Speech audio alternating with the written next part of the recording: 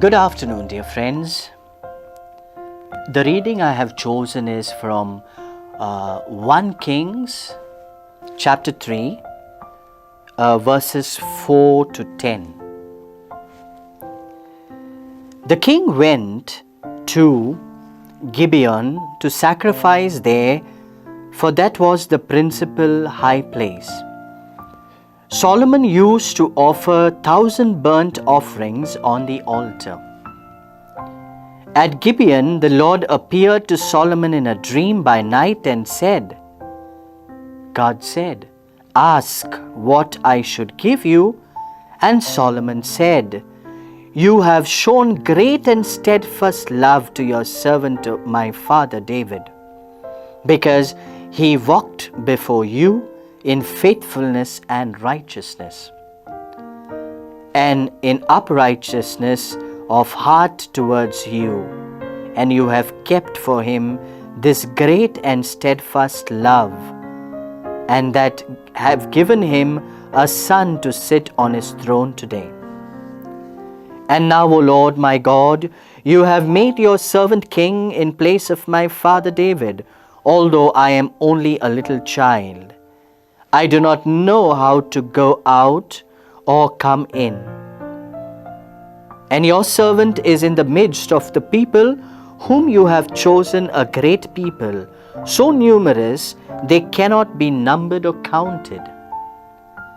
Give your servant therefore an understanding mind to govern your people, able to discern between good and evil. For who can govern this your great people?" The word of the Lord. Thanks be to God. Confreres, I'm going to speak to you today about discernment, a way of life for every Salesian. 1 Kings 3:9 we see, "Give your servant a discerning heart to govern your people." I want to say this very strongly into your ears, into your hearts. Discernment, a way of life for every Salesian. You know, Pope Francis, in an interview with an American magazine, was asked, "What element of Ignatian spirituality helps you to live your ministry?" The Pope answered in one word, discernment. Thus we see that discernment is at the heart of Pope Francis's ministry. Pope Francis insists that priests must be taught to see the shades of grey. During the World Youth Day in 2016, Pope Francis had a question and answer session with his fellow Jesuits on the importance of discernment in everyday life. He asked the Jesuits to start teaching discernment over judgment. Discernment is a way of life, a desire to search for what is pleasing to God in every details of life. Discernment comes from a Greek root which means to sift or to separate.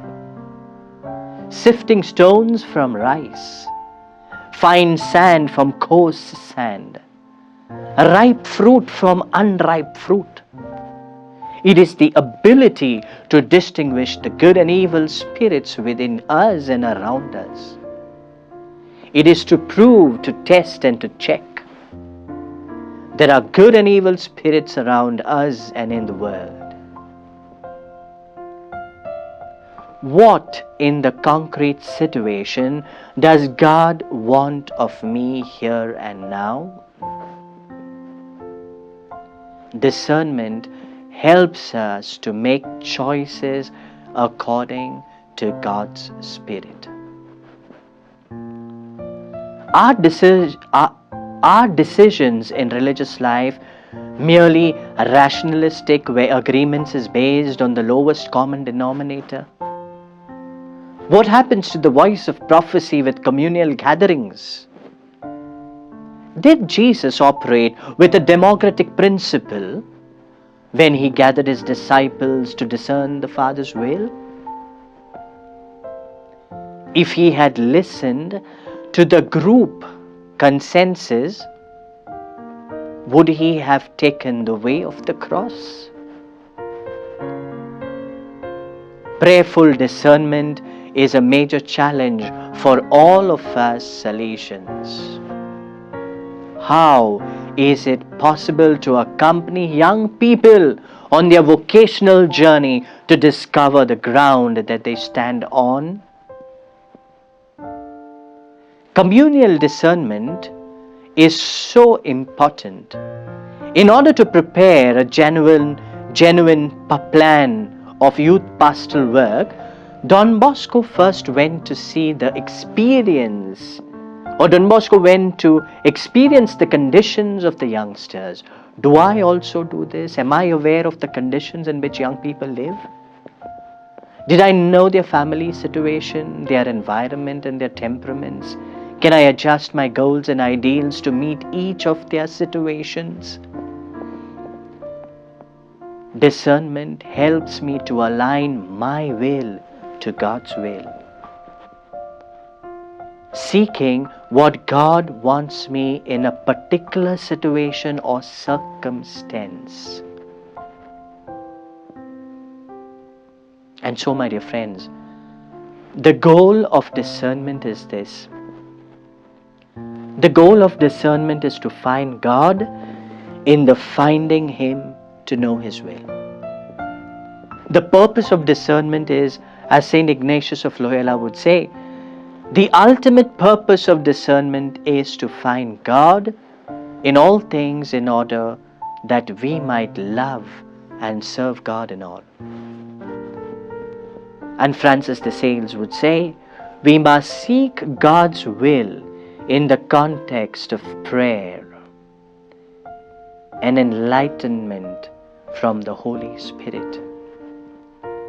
In fact, Francis de Sales helped Saint Jeanne de Chantal to discern her vocational calling. And so for us, prayer becomes a playground to decide.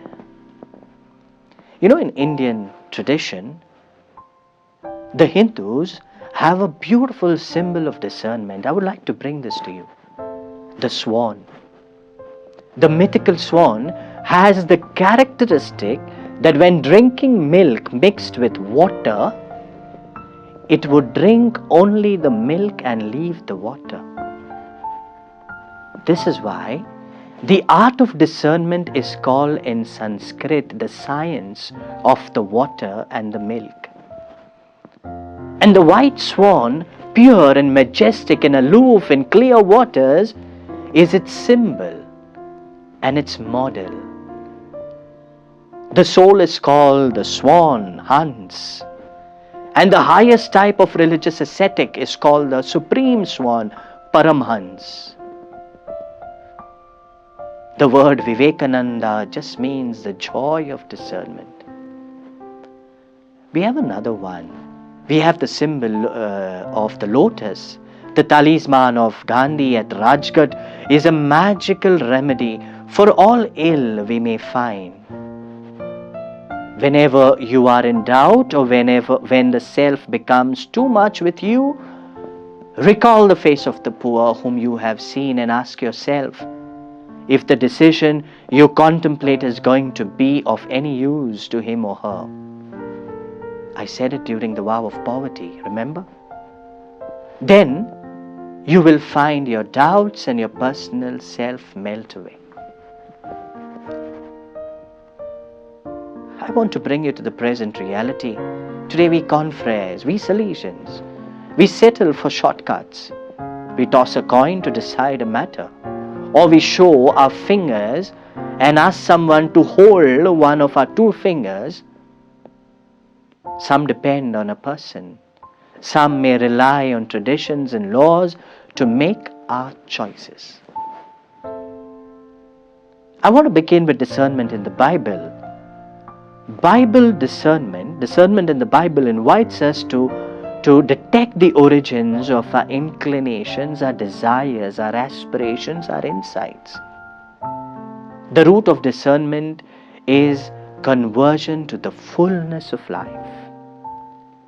Right from creation, we see that discernment is an underlying principle. God calls people and people go against God's will. They forsake Yahweh. So God sends prophets, and again people are not listening to Yahweh. But yet God calls to do His will. In the New Testament, we see parables. The broad way and the narrow way in Matthew 7, 13, 14. Building on the rock or the sand, Matthew 7, 26, 27. The wheat and the weeds, Matthew 13, 24 to 30. Even Jesus was a sign of contradiction in Luke 2, 34. Some accepted Him and wanted Him to be His follower, while others rejected and killed Him. The Acts of the Apostles is a wonderful book if we really want to see discernment happening through prayer. The Christian community discerned and elected the successor Judas, we see in Acts 1:17. The choice of the 7 deacons for special service in the community was discerned in Acts 6, 1-6. The discernment at the Council of Jerusalem we see in Acts chapter 15. God's Spirit enlightens and guides the infant church in continuing the mission of Jesus through Saint Peter in Acts chapter 10. Paul and Barnabas and the deacon Philip. So, my dear friends, discernment is not same thing acquired once and for all. It is an ongoing search or quest all through one's life, like Mother Mary from Annunciation to the cross. What other attitudes we Salesians need to require, when we are discerning? And I'm going to throw out some attitudes to you. The first, a commitment to look for God's will in the details of our life. We need to have that commitment, confreres, to see God working in the details of our life. Second, faith in God who is concerned about us and who loves our world. If there is no faith in God, I can't discern. I won't be able to discern. Third, a certain relationship with God that we can call prayer. I spoke to you in the talk called prayer. Prayer is in fact to understand the mind of God and not to change God's mind. We need to see the movements of our soul, spiritual consolations and the desolations. Fourth, being constantly in touch with our inner selves and awareness of our feelings, thoughts and desires. It plays, my dear confreres, a very important part in our decision making. Fifth, an awareness of the social reality and the context in which we live and make our choices. The context that outside that we live. God reveals, remember, the divine will through inner experiences and also through the social, economic, political and religious contexts. So remember, discernment is not just sitting in prayer, even the outer reality we discern. Sixth, inner freedom from fears and anxieties, prejudices, false beliefs, attachment to persons and places and things, resentment and unhealed wounds of the past. They strongly influence our decision making. No one will be fully free. We have to ensure that none of these factors are controlling us. Seventh, very important in discernment is humility. I am searching because I am at the crossroads without a clear signpost and I don't know clearly the way to take. If things are crystal clear, I don't need discernment. This implies that I take responsibility even when I depend on God. Eighth, courage to take risks. Fear may prevent us from considering alternative where God may be calling us, but which costs us. Ninth, we need to have brotherly love, sisterly love. The discerning person has to be basically other-oriented rather than self-oriented, with a forgiving compassionate, and a non-judgmental heart. Let's have a look into the life of our father and founder. And this is what I want to say. He had discernment. He lived a life of discernment. The spiritual experience of the spiritual exercises in the formative context of the Convito Ecclesiastico became for Don Bosco an important point of reference. The practice of the spiritual exercises was introduced for youngsters right from Don Bosco's early years at Valdoco, beginning from 1846. Father Lemoyne continues to tell us that Don Bosco decided to hold retreats every year regardless of the sacrifices it entailed, so that genuine conversions and singular fruits of sanctity might continue to increase.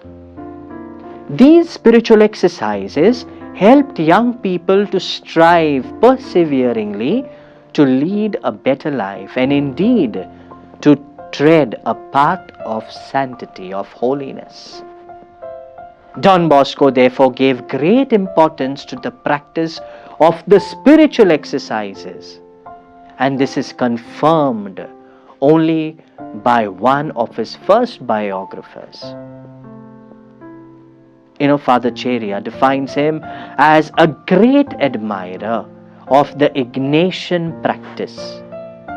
Don Bosco, while giving guidance to his boys in the oratory, when choosing a state of life, he would tell the boys to repeat the words of St. Paul, "Lord, what is it that you wish me to do?"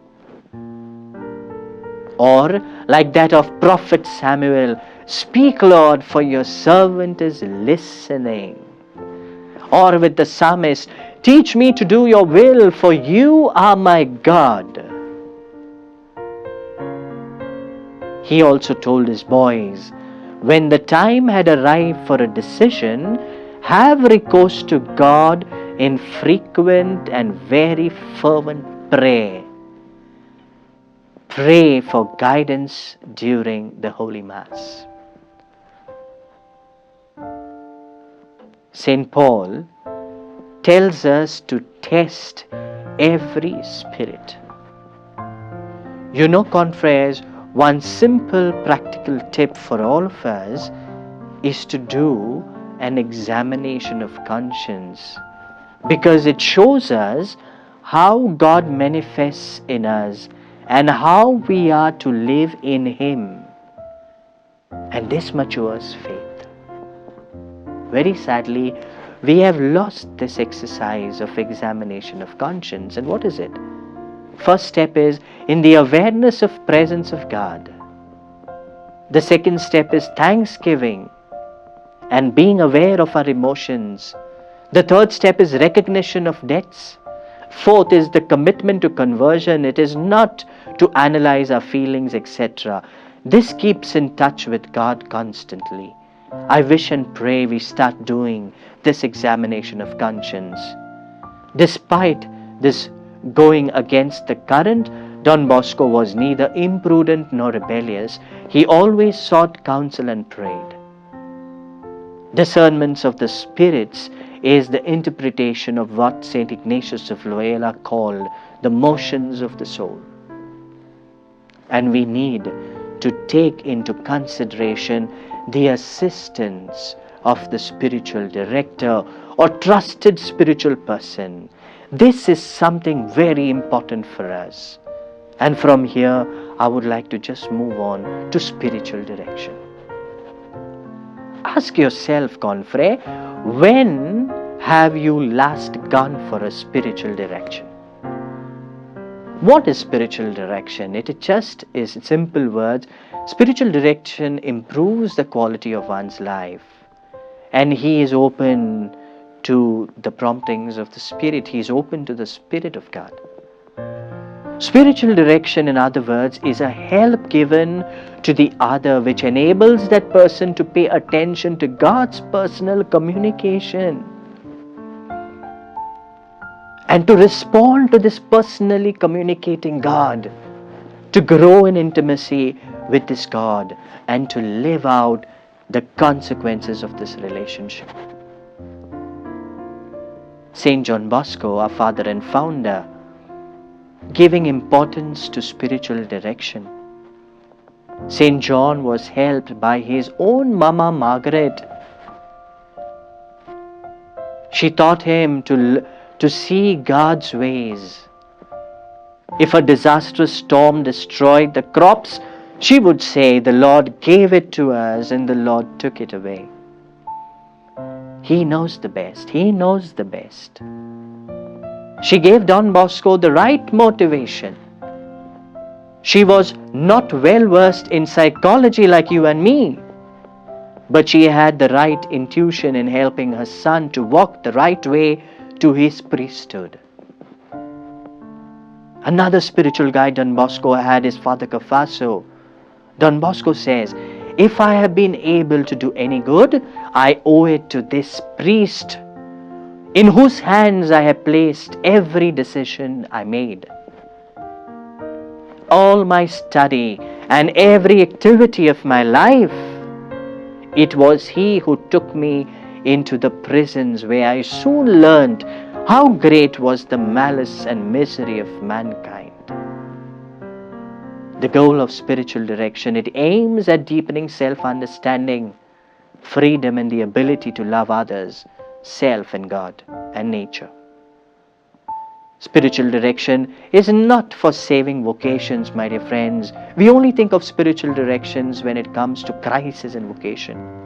Spiritual director's task is one of humble accompaniment to make it easier for the person to listen to God's voice.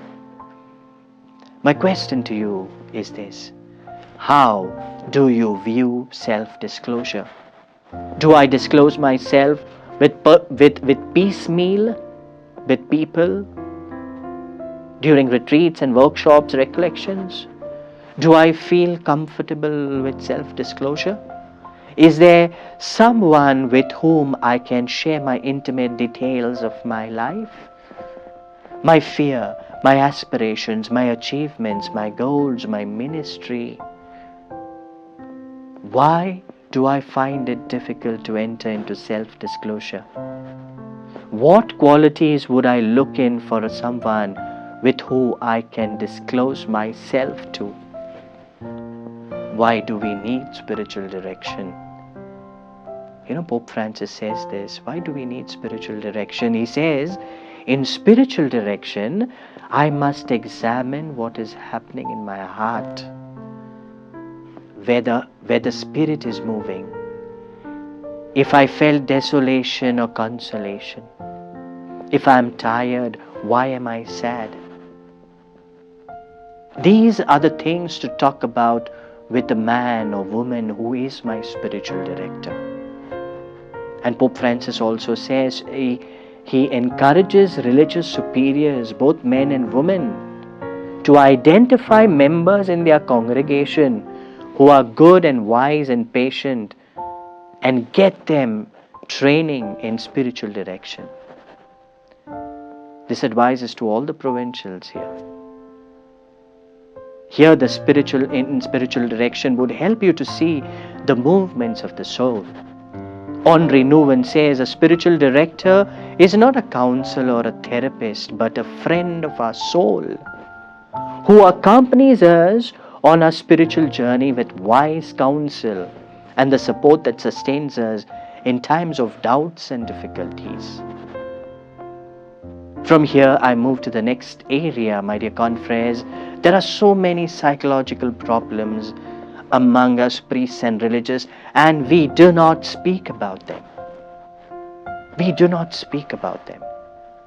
The problem related to loneliness, Cardinal Feltin suggests that there are several kinds of loneliness: physical, emotional, moral, but all forms are equally dangerous.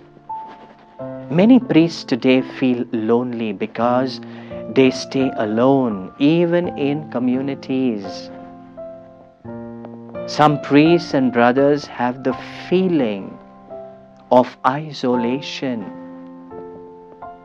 Today, many priests and brothers also feel that they are useless. That they are useless, especially when it comes to their ministry. Today we suffer from problems related to sexual addictions.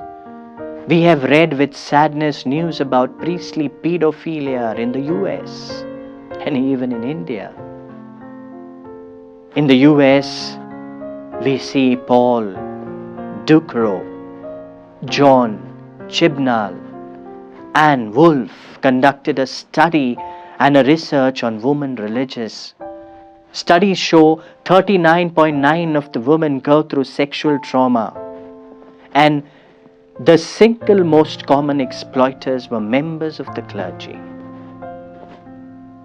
Some of them are compulsive gamblers, compulsive overeaters, alcoholics, pornography, etc. Third, problems related to masturbation, the urges and the drives of sexual instinct were considered a phase of life that a person could suppress by observing the rules of prayer. The practice of modesty and self-denial. Sex was recognized, but its functioning was not properly understood. Very often, celibates attribute their difficulties in chastity to events of their early childhood. Problems related to homosexuality. For centuries, spiritual writers have been aware of the dangers of homosexual tendencies in the priestly and religious life. When sexual powers are deprived of their normal object, they tend to seek the second best. Problems related to money. I've spoken enough at the vow of poverty. The priest is no longer today the poorest person in the parish. Religious who take the vow of poverty live better and with less strain than the parish priest. The need for money is a reality, but much is swept under the rug in the pursuit of this need. For many religious, they find a home in the church, in the congregation. Problems related to power. Alfred Adler has always emphasized that at the back of neurosis is the striving of man to become like God. The root of every psychological tension is basically the pursuit of power. Problems related to alcoholism. There is no doubt that alcoholism has caused a lot of damage to our priests and brothers. In our provinces, we can see this. Dr. Mark Keller, editor of Quarterly Journal of the Studies of Alcohol, says that alcoholism is a disease, and repression of feelings, especially sexual ones, are probably the main cause of priests and religious overdosing alcohol and becoming alcoholics. And last are psychological needs. The need of self-esteem, the need of security, the need of creative expression, the need to belong, the need to know, the need to delight, the need to new experience, the need for independence. Confrere, if you are going through this, speak to a counselor or seek help. Don't feel shy. We all make mistakes. The important thing is, I should be humble before my God who loves me. Do you seek help? Do you have a confessor? Do you have a spiritual director? Are you regular in your spiritual direction? What are the characteristics you sought in a person you consulted? What brings you to the fulfillment at this time of your life? What brings you the fulfillment? And so, my dear confrere, I end on this note by an advice is just this. Today, in our province, at the end of the month we have recollection. Every month we have a recollection. It's a beautiful thing that happens in our province. Every month we have a recollection. North Goa, South Goa, in Karnataka. We bring confessors, and now this is the challenge that I would like to leave you. Could we, during our recollection, also bring one or at least two good spiritual guides who can help us, who can show us the right direction, and who would be there assisting us and walking with us to give us guidance in our priestly and religious life. Let's go back to see how wonderful spiritual directors some of us had in the person of Benedict Furtado, Mauro Casarotti, John Med, Egidio Sola, and you could add to the list. God bless you.